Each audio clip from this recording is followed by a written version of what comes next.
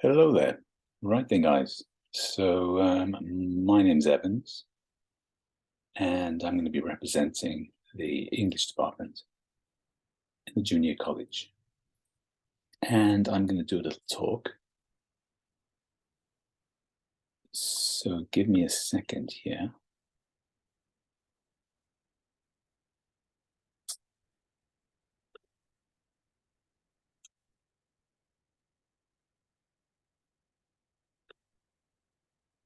And here we go. I'm just going to go into screen share and talk about this. Now, this is something I'm quite interested in. Sociocultural theory. And I'm going to try and explain why I'm interested in it. Now, the main reason is because it's a theory about culture, and people are interested in culture. And I think it helps to explain why things are the way they are. I'll try and make that clear as we go through that. Okay, so there's sociocultural theory. As you can see, it's a kind of theory about society and culture. Okay, then. So this is the basic idea. We're going to be thinking about understanding cultural differences. So in other words, it's understanding, explaining why these cultural differences exist. We know they do exist, but why do they? How do you explain it? Okay, so understanding cultural differences. Think of some examples of cultural difference. I bet if I asked you to say a cultural difference between Western countries, say America or the UK, and Japan, I bet you'd come up with a certain example, right? So I think it'd probably be something like this. Here's, I guess this is somebody's bedroom or something. As you can see, this person is wearing shoes inside. And this is very, very common. People always give this example. And it's kind of an easy example, but you think, well, why? Why does it exist? Think about what that means. Now, you could say, for example, is it true people from Western countries always wear shoes in the house? Well, that's not really true, right? I mean, sometimes they don't. Some people in Western countries take their shoes off. Right? So it's not really true they always do, right? That's kind of going a bit too far. So it's not always. Is it usually? Maybe usually, right? Often wear shoes in the house? Maybe. Probably more often than Japan anyway, right? And then you say, well, is it true that people from Japan always take their shoes off in the house? Well, again, it's probably true in the house, right? It's probably not true about public places like in university and school, shops. You don't take your shoes off to go into shops usually. Maybe in some restaurants, but not always, right? But in the house, probably. In a private house, probably yes. They always take their shoes off. And then you say, well, okay, that's Japanese people. How about Chinese people? Right? How about people from other East Asian countries? How about people from East Asia? Right? It seems yes, usually. Right? So there's a kind of a difference there. Usually people from, say, China, Korea, Japan do take their shoes off more often, right, than people from Western countries like America or the UK and so on. So there's a kind of generalization. It's a generalization, not always true. It's generally true. So anyway, cultural differences. And I think if you look at this picture, you can see there's something kind of really different, right? You look at this is Japanese, the entrance to the house, the genkan, as you know, right? And then if you look at, say, for example, a Western style house, it's probably going to be something like that, right? So this is kind of nice, big, I suppose, rich house in Japan, probably. And then this is a nice, big, rich house in somewhere like London or somewhere like that. I don't know where it is, but yeah, some Western country. You can see it's kind of different. Right? Look at this big area here. Right? This big space. And you've got like shoes laid out for guests to come in. It's a nice, comfortable space for guests to come into the house.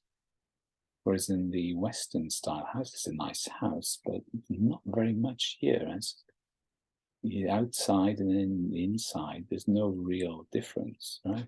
Whereas here, you've got the outside and then there's the inside, and then there's this kind of middle area.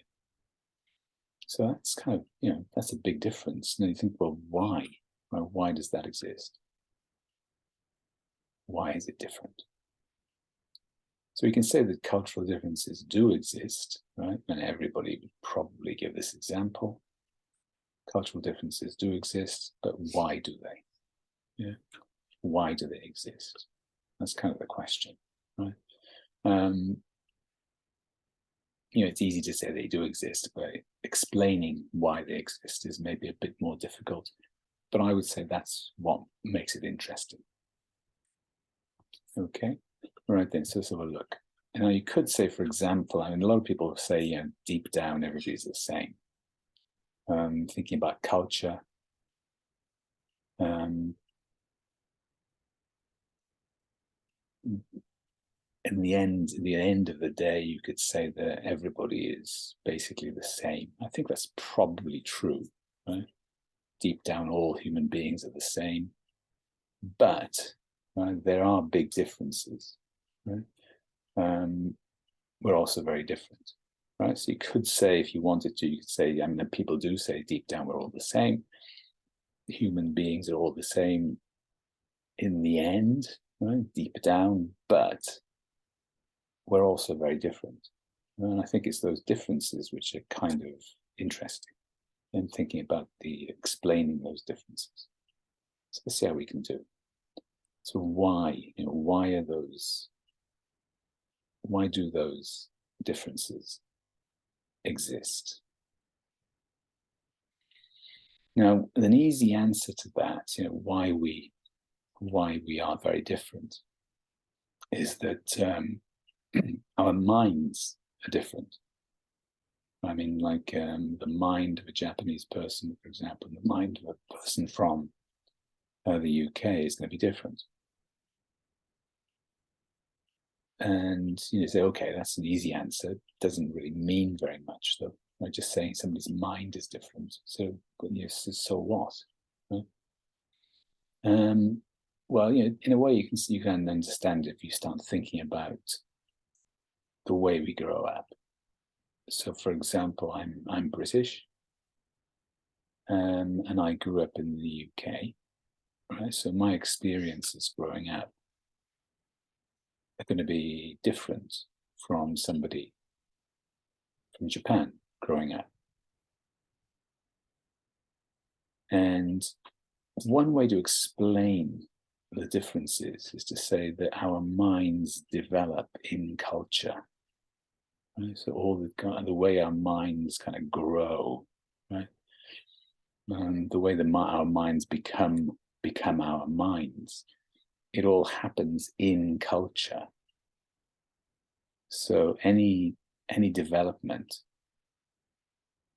experienced by us and our minds actually happens in culture. Right? Our minds develop in culture. That's really what sociocultural theory suggests. So our minds develop in culture. So my mind developed in culture, but it was British culture. And your mind probably developed in Japanese culture, say, for example, right? Or Chinese culture, or Philippine culture, or whatever culture it is, but it developed in that culture. And because our minds develop in culture, our minds are very different in many ways. So there you are, you get the idea. So our minds develop in culture. You've got these kids, they're in a British school or something, I guess. And they're having certain experiences, they're changing, their minds are developing, and it's all happening in culture. Another way of saying that's the same thing is that all mental development takes place in culture. And if you say all mental development takes place in culture, then it becomes very difficult to separate culture and the mind. Right? If you think about your mind, you think of your head, your brain, and so on, the way you think. But if you say that all that develops in culture, then it becomes very difficult to separate. Right? So where's culture and where's the mind? Right? What's the difference? And it's kind of difficult to separate them. You can't separate them really. And mind and culture kind of become the same thing. Yeah. So basically, you got the idea here: all mental development, the mind develops, right? And it takes place in culture. Right? So all mental development takes place in culture. That's the basic idea, one of the basic ideas of sociocultural theory. And as a result, basically, then mind and culture cannot be separated. It's very, very difficult to say, okay, that's mind, that's culture, because it's kind of all the same thing. Yeah? So you can't really separate. So mind and culture cannot be separated. That, again, is one of the ideas of sociocultural theory. Which, in a way, is a bit like saying mind and culture are the same thing. Yeah? Can't be separated. So they're kind of, well, it's kind of the same thing. So your experience of culture is different from mine.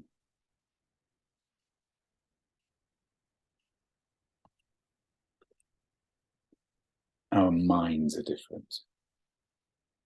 And because our minds are different, the mind develops in culture, and that's why we are very different. Right? The way we think is very different. The way we see the world is very different.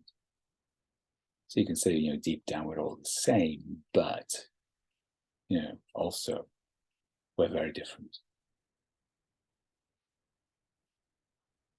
And one possibility is that we even see the world differently. In other words, when you see the world, you look around and you see things, maybe the things you see are different from the things I see. You could say, well, we're all the same deep down, so you kind of think maybe we see everything the same. But there are reasons to think maybe that's not true. We actually see the world in different ways. So we see reality differently. Yeah? So our kind of awareness of reality is different. Yeah. So we see things, I suppose, from different angles, from different perspectives. Yeah. And then, so if you think, well, okay, those are really, really big differences, then it starts to, help us explain why cultural differences exist.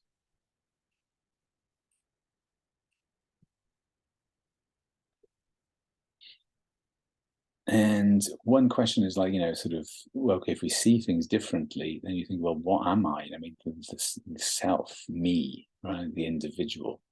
What is that? If we see things very differently, it kind of asks questions about what we are. And one thing about the Western self, right? It's talking about me, right? The self. One idea is the Western self is kind of static. It doesn't change. It doesn't move. It's always kind of, we always kind of bring the same thing with us. It's static. It doesn't move. It doesn't change. Right? That's one suggestion. So for Western people, the self doesn't change. The self is always the same. And for Western people, being unique, being different from other people, is regarded as a good thing. The self is unique. I am unique. My self doesn't change, and being unique is good. So for the Western individual, I think for the Westerner, individual goals are important. So what I want to do, my goals, my family, for my career, for my education, for my health, those are all very important from a Western perspective. The individual goal is important. And one suggestion is, again, this is from sociocultural theory, is that for East Asian people, the individual goal isn't quite as important. Right? So for Western people, the individual goal is very important. But for East Asian people, it's not quite as important. Right? I mean, nobody's saying it's not important, but not as important. And for East Asian people, it seems that collective goals for the team, for the group, for the school, for your class, they would be more important than for Western people. Right? So for Western people, team goals are important, but they're not quite as important. And for East Asian people, individual goals are important, but they're not quite as important. Okay, so there's a difference in the way you see it. For Western people, individual goals are more important than for East Asian people on the whole. Okay, so there's a bit of a difference there. And also for East Asian people, it seems that the idea of the self, me, right, may change depending on the situation. And it seems that East Asian people kind of understand that. They know that, yourself may be a different thing depending on the situation. And for Western people, it's kind of difficult to understand that. So I suppose you could say it's easier for East Asian people to understand that the self may change depending on the situation. And for East Asian people, partly because of that, it seems that relationships are more important than for Western people. Right? So the way you understand yourself is more in connection with other people, right? Your relationship to other people, relationship to other groups, and so on. And your self kind of depends on that. Yeah. So relationships are kind of more important for East Asian people than they are for Western people. Western people, the self doesn't change. Being unique, being different from other people is kind of very important, regarded as very important. And so, relationships, connections with other people are not quite as important as they are for East Asians. So there's a bit of a difference there. And one kind of result of that is that we think that Westerners tend to see the world as separate objects. Right? So in other words, you've got, the self is unique, doesn't change. For East Asians, you've got this kind of connection. Everything is connected. Everything is understood in terms of connections.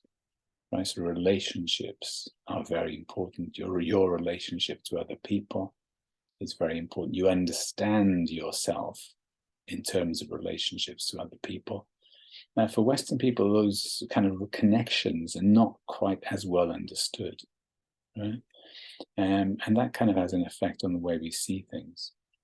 Right? So for Westerners, we tend to see the world as separate objects. Right? So in other words, if we look at this here, we say, well, there's the sun, it's a separate object, and these are trees, right? Trees are separate objects, right? Whereas rather than thinking, well, okay, you're looking through the woods, through the forest. The forest would be the collective.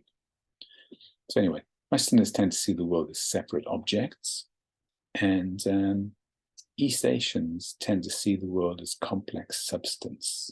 So I suppose you could say this is a forest or woods here, right? It's a substance, a thing. Right? And that seems to be, it's like there's quite a big difference. Right? So Westerners, usually we tend to just understand the world as separate objects, different separate things. Whereas East Asians kind of see it as kind of a mass, a collective thing with lots of different connections.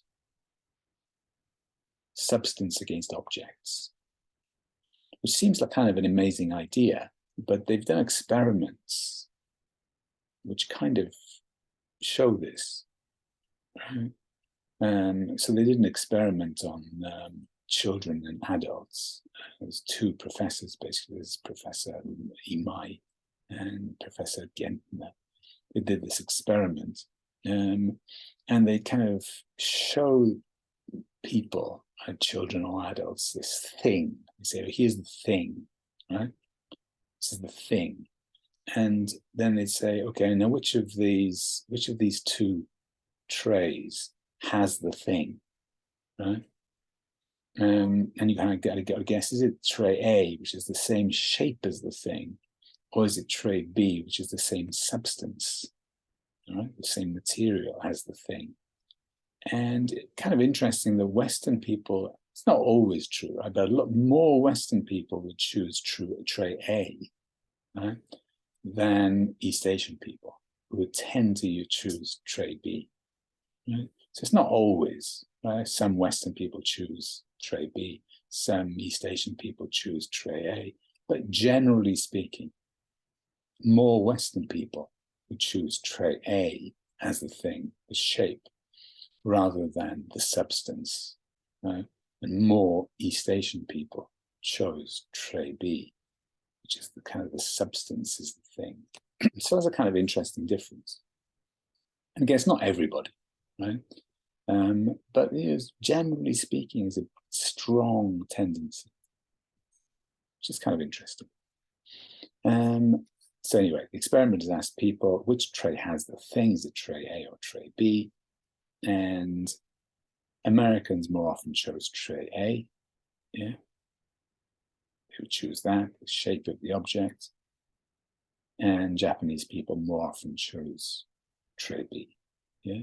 I guess, as I say, it's not always, right? Not everybody does that, but yeah, it's more often, which is kind of interesting. So this is the basic idea, right? That Westerners tend to see separate objects, right? So this is the title of this book, The Geography of Thought, and you can see here, the Westerner sees the tree, right, the object, right? Tends to see the separate objects, whereas the East Asian person tends to see the whole connection, the whole thing in connection, right? In this case, the forest or the woods. Yeah. So that's the basic idea. And I suppose you could say that East Asians tend to see connected substance. They'll see the substance rather than the object, and they'll see the connections. And you think, well, why? Right? Why would that be true? I suppose that's the question. How do you explain that? East Asians tend to see connected substance, whereas Westerners tend to see separate objects. Why would that be? Why would that happen? Yeah, that's I suppose that's the question. That's what sociocultural theory tries to do, tries to explain why those differences exist. Yeah? And this is actually the title of the book, right? So the Westerner sees the tree. Why do Westerners tend to see the individual object? Yeah. So, and it's kind of interesting because they've done studies on learning language, and it seems that English-speaking children learn nouns faster than verbs. Right? So in other words, the noun is the object, right, the actual thing, whereas the verb is kind of connecting things. Right? that seems to suggest that the object, the individual object, is kind of more important. So Westerners tend to see the individual object, and even children will learn nouns faster than verbs. And then you've got the East Asian. The East Asians tend to see the whole, right, the whole thing with connections, the substance. They see the whole. Why is that? And in fact, it seems that Japanese children learn verbs faster than nouns. So again, verbs connecting objects. The connection seems to be more important than the actual object itself for East Asian people. And for Japanese children, learning words tend to learn verbs faster than nouns. It's kind of an interesting fact. Well, why is that? Right? How do you explain this difference? Right? Why is there a difference between Westerners and East Asians? Right? And for sociocultural theory, you try to explain these things. Usually goes back to history. Right? You explain differences in terms of history. And one way of thinking about this is to look at ancient Greek philosophy, right? Which is kind of at the roots of culture, right?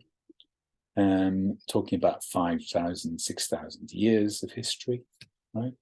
And ancient Chinese philosophy, right? So in other words, the beginnings of the roots of East Asian culture, civilization, and again, going back about 5,000 or 6,000 years, right? So in other words, ancient Greek philosophy and ancient Chinese philosophy, it's kind of the same sort of period. It's all happening about the same time. You're going from hunter-gatherer societies to agricultural societies. In both cases, kind of societies built on agriculture, growing food, living in the same place for long periods of time. Yeah, but as you can see, very different in many ways. Right? So it's happening about the same time, right? About 5,000, 6,000 years ago. It's kind of based on the same thing. It's based on agriculture, growing food, staying in one place for long periods of time, not moving around so much. But at the same time, it's very kind of different, right? In kind of sense, well, okay, ancient Greek and ancient Chinese philosophy is really different. Okay.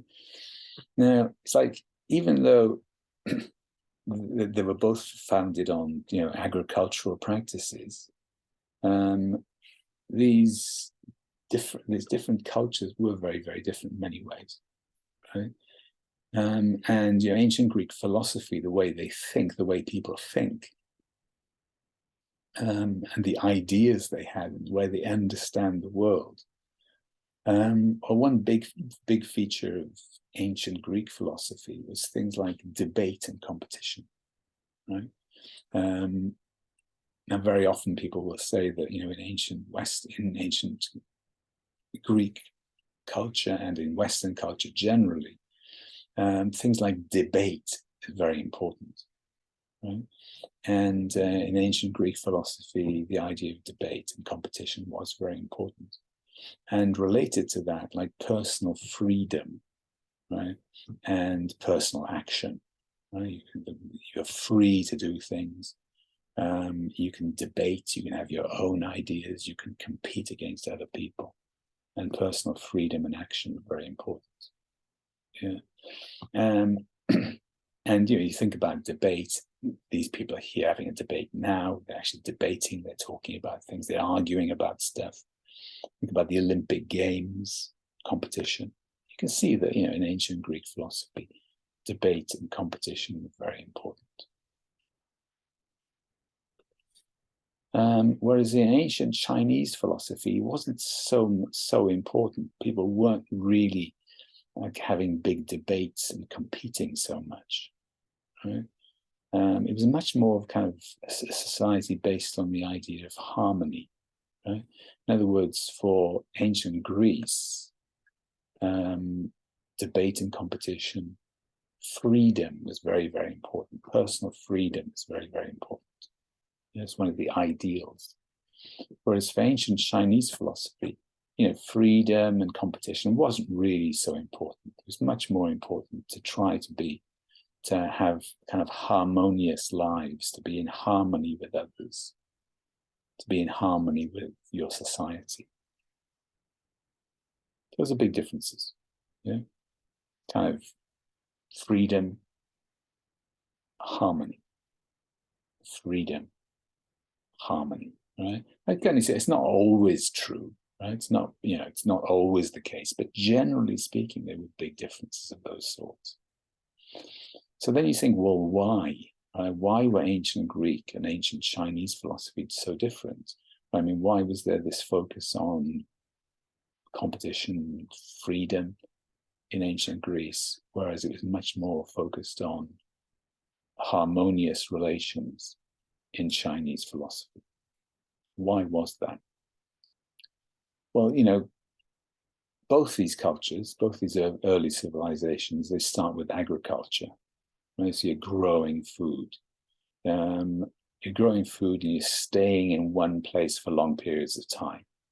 Right? Before that, you're hunting food, you're gathering food. When the food's gone, you move on. Right? For these early civilizations, both ancient Greece and ancient China, you grow food and then you stay in one place for a longer time. So these early civilizations begin with agriculture, begin with farming, basically. And so there's these skills for growing food are very, very important in both cases. But of course, the way that they were growing food is kind of different. So in other words, the way they were growing food in China and the way they were growing food in Greek civilizations were rather different. You can think about, ancient Chinese agriculture. It's going to be based on rice, much more than was the case with ancient Greece. And the earliest civilizations, let's say, for example, ancient Greece, right, and ancient China, to compare those, they're both civilizations about roughly the same time, as I said, about 5,000, 6,000, say, years ago. 3,000 years ago earlier actually, it should be more like, that should be 5,000 years ago, actually, it's probably better. China may be a bit older, right? You could go back a little bit from that. 3,000 years ago, I suppose, would be, maybe that's a bit too early. Probably more like 5,000 years ago in China, in ancient Greek, a bit older for China, probably. And agriculture required cooperation, right? And whether it was in ancient China or in ancient Greece, in both of these forms, you have to cooperate. Right? Cooperation is very important for both civilizations. And as a result, because of agriculture, people could live in communities, they could develop these societies. They could work together, for example, to do things. But it seems that rice cultivation needed more cooperation. In ancient Greece, you did need to cooperate to cultivate food, but in ancient China, where rice cultivation was very, very important, then more cooperation was required. Yes, rice cultivation needed more cooperation. As a result, right, because of that, then the idea of social harmony became very, very important. More important than it was in the Western culture. So social harmony became very important.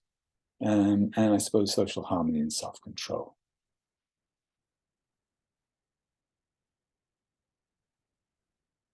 So in other words, you want to cooperate with other people. You want to be in harmony with other people. So controlling yourself became very, very important.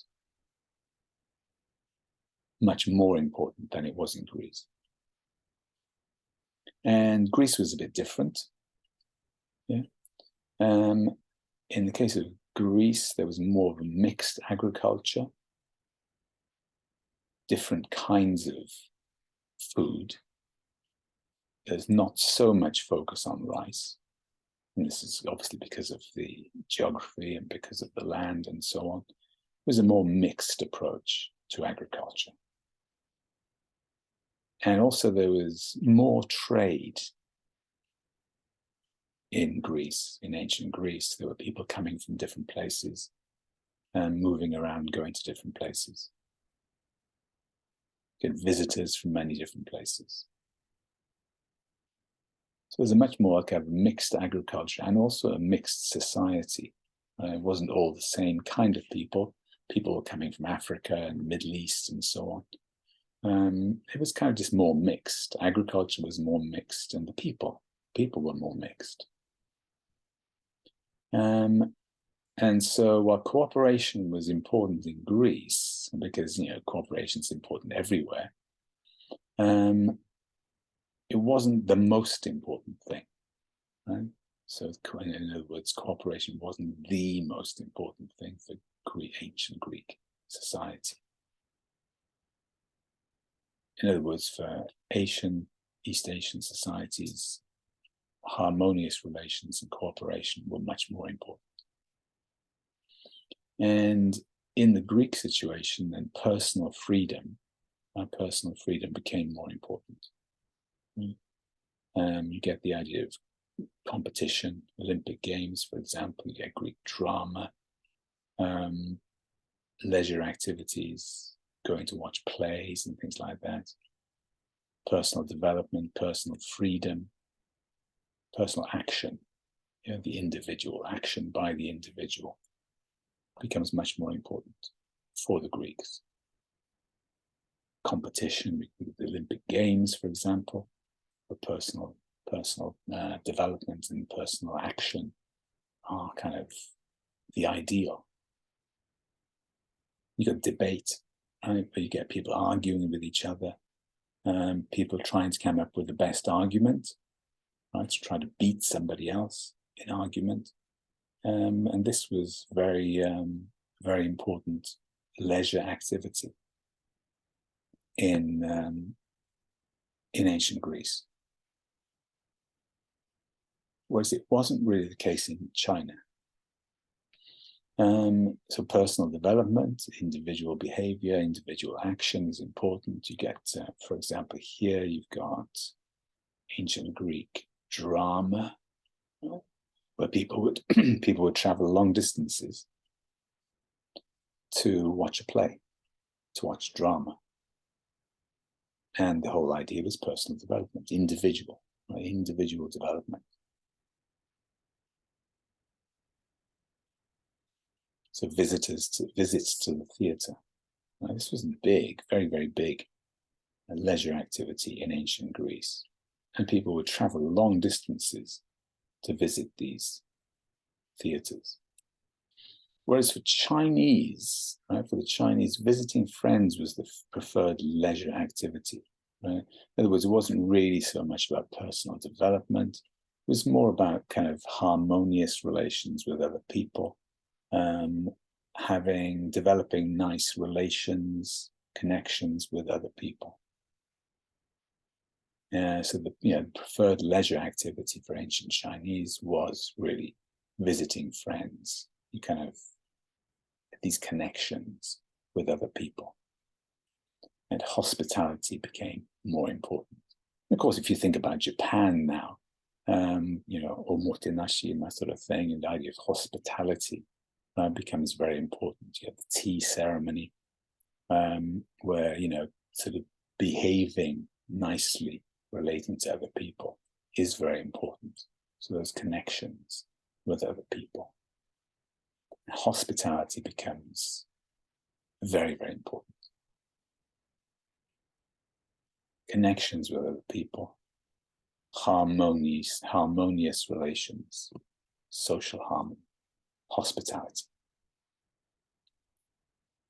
And, in that situation, then competition and debate wasn't really encouraged so much.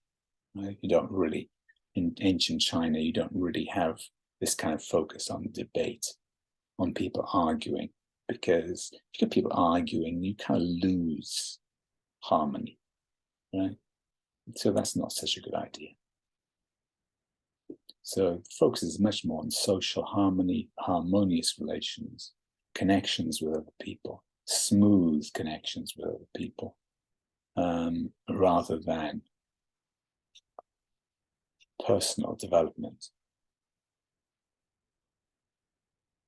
And disagreeing in public was not a good thing for the Chinese, for the ancient Chinese. In other words, you don't want to be arguing with somebody else in public. Maybe that person gets upset, maybe they get angry, maybe it creates a problem for your relationship. That's not really a very good idea. Right? So, there's a big difference, debate for the ancient Chinese. You get these things growing from maybe 5,000 or 6,000 years ago and starting to really sort of become solid around 3,000 years ago. So in Greece, right, social harmony could be very damaged. Disharmony could be very, damaging for the Chinese. Yeah, you got all this water, right? You've got to make sure that the water is coming down into your fields and so on. Well, the connections with other people are very, very important. Right? If these people don't like you, they can kind of create problems.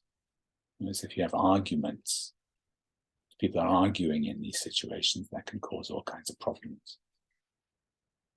I think it makes sense. So you could say basically everybody likes freedom. So like the Chinese people, they like freedom. Japanese people like freedom and so on. But sometimes it goes too far. Right? Like you can say, for example, if you look at recent years with COVID, coronavirus, right, wearing masks, a lot of Americans got really upset about having to wear masks because they don't like the idea that they're not free. If you're wearing a mask, you feel like I have to wear a mask. I'm not free to not wear a mask. You're telling me what to do. And Americans got quite upset. And I think more upset than Japanese people, for example. Japanese people don't mind, think it's all right. It's, doing it for the society, so that the society can deal with COVID better. People don't seem to mind, right? Whereas for Americans, oh, I'm losing my freedom by wearing a mask. A lot of people get really upset. And sometimes it goes a bit crazy, right? Just people really think freedom is very, very important. Too important, probably. Yeah. And, that's because, right, if personal freedom is the highest value, right, which was really rooted in ancient China, then you'd kind of expect people to get upset if their personal freedom is being limited. Yeah? It's my freedom, it's my body, it's my choice. I am free, right? So you can kind of understand it, but you can also see that sometimes it goes too far, becomes a bit crazy. Yeah? And in the case of like carrying guns, for example, right, this would be a really obvious example, really. People feel like I need to be free to carry guns.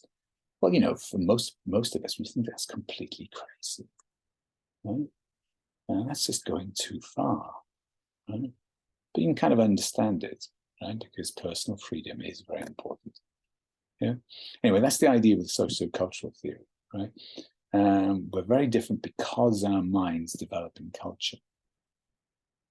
Yeah. As because our minds develop in culture, then our minds are basically minds, are basically our culture, and a culture is our mind, right? Minds and culture cannot really be separated. And the roots of our culture are very deep. Yeah, so deeply rooted in history. That's the way it works.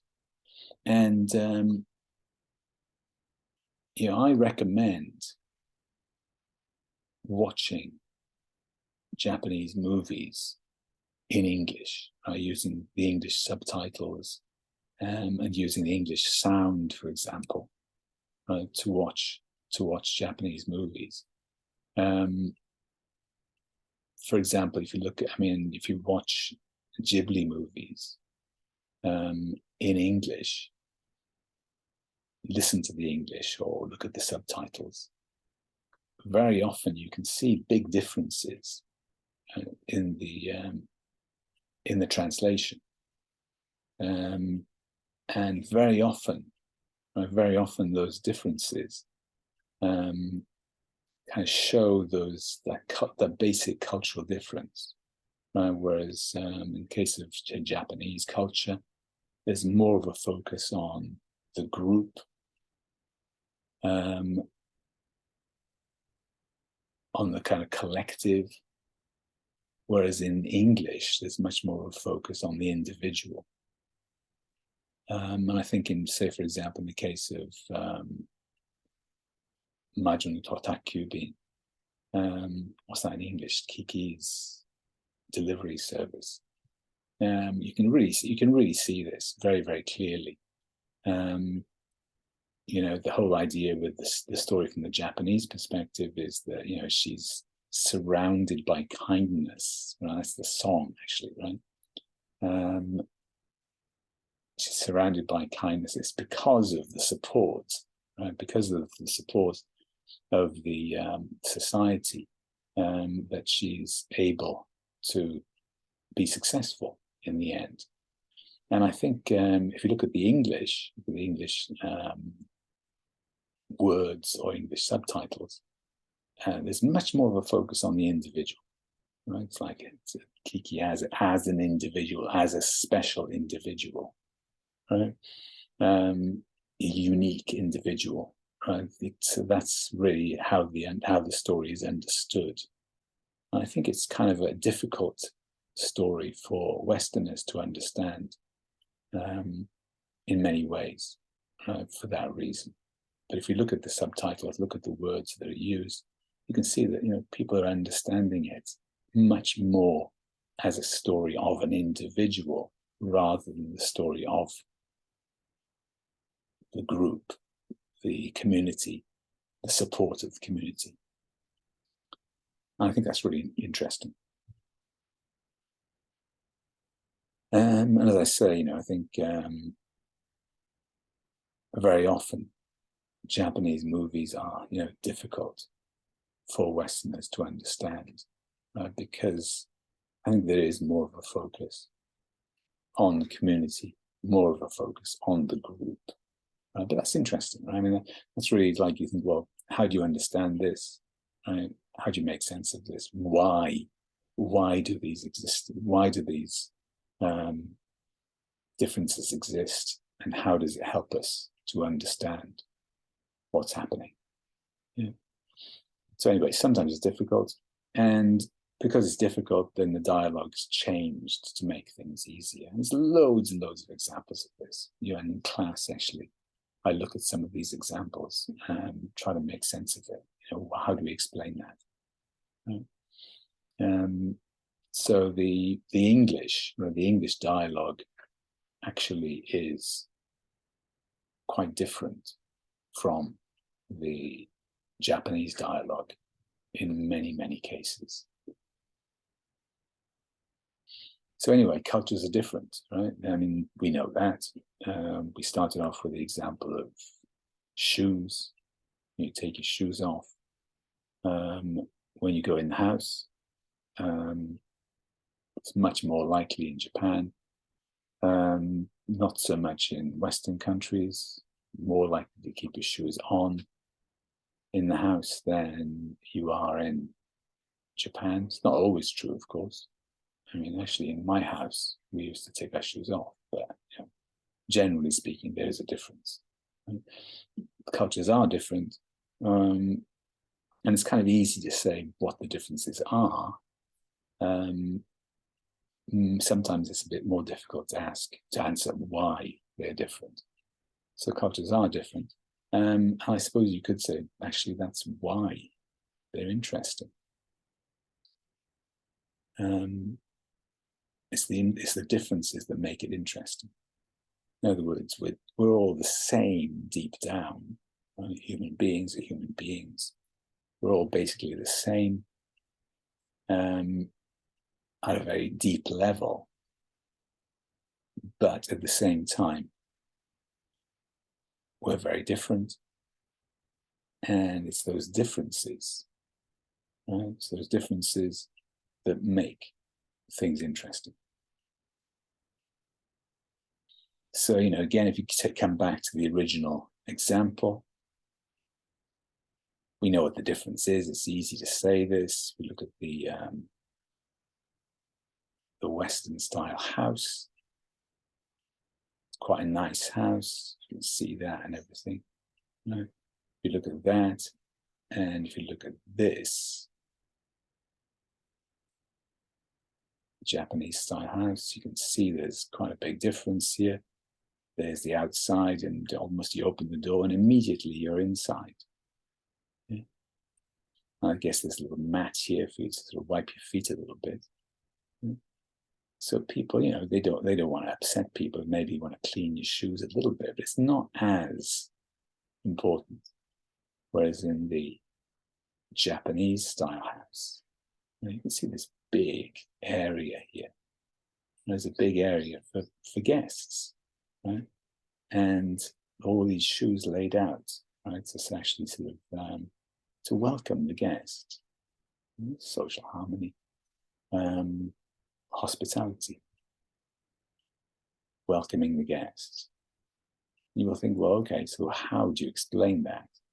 Well, in the case of Western culture, you'd probably want to say that hospitality, right?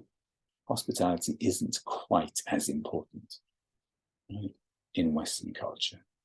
In this case, the individual's home, right, and freedom to behave the way they want to is kind of more important.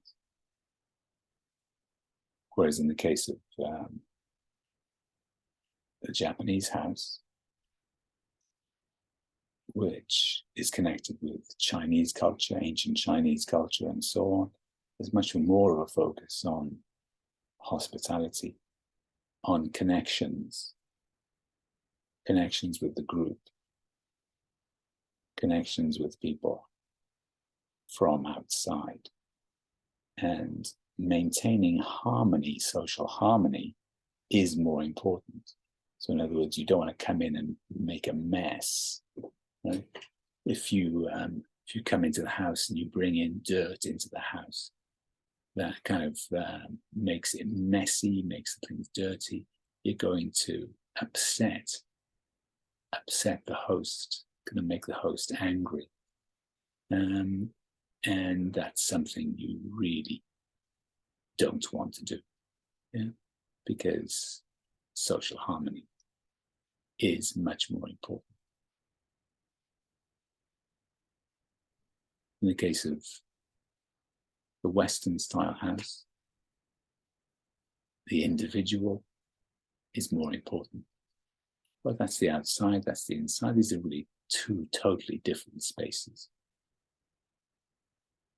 There's a clear gap, right? Clear difference between the outside the house and inside the house. And it's kind of, marking the individual in many ways. Whereas in the Japanese style house, it's a kind of space here where it's kind of inside and outside at the same time, which connects people on the inside and people on the outside in a way which is, harmonious, right? Trying to be as harmonious as possible.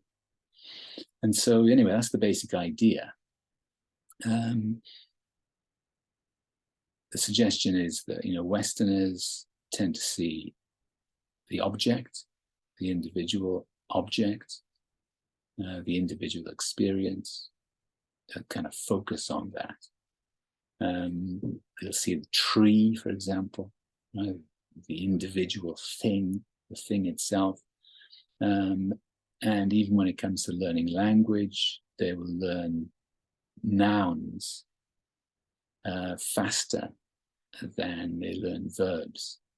Right? So in other words, words connected with thing, with an object, a single individual thing or object, they're going to learn faster than verbs, whereas East Asians, Japanese, certainly appear to learn verbs faster than nouns. In other words, the words which connect things. Right? I see you, like see connects a subject and an object. Words that connect, like verbs, are learned more quickly by Japanese. Right? So there's connections. The idea is that Westerners see the object, whereas East Asians see the connections, see the substance, they see the connections, the relationships between two things. Now, you could ask which one is better, which is better? Is it better to be like Western people, or is it better to be like Asian people? It's difficult to answer that. But I think you could say that in many ways, right? In many ways, it's easier for Asian people to understand what's happening. Yeah?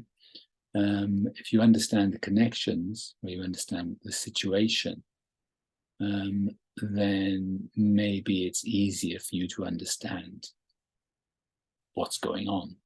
Right? If you don't see the connections, if you don't see the background, you don't see the connections, then maybe it's more difficult to understand.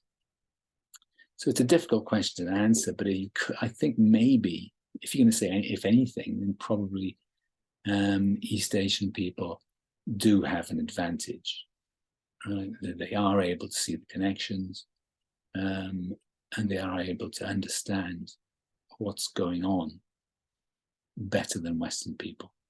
Right? And if that's true, then maybe then you have an opportunity, right? You have an opportunity to understand differences and help people to understand what's going on, right? Because maybe it's easier for you. It's easier for you to see things, easier for you to see the connections. So maybe it's easier for you to understand.